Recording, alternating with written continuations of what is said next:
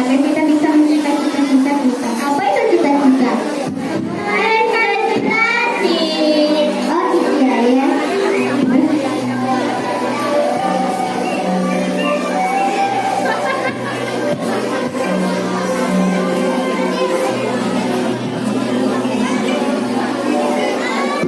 Begitulah cerita kami. Kami akan memperkenalkan diri dari sebelah kanan. Saya Dana, saya beberapa kali murid dan saya adalah salah seorang. Saya berperan menjadi murid. Saya salah seorang student. Saya berperan menjadi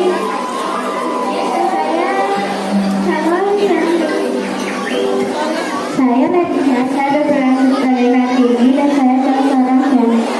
Saya Giga, saya berperan sebagai narator dan saya salah seorang astronom. Saya Chandra, saya berperan sebagai ibunya Kartini dan saya calon seorang guru. Saya Raihan, saya berperan sebagai aktivis dan saya calon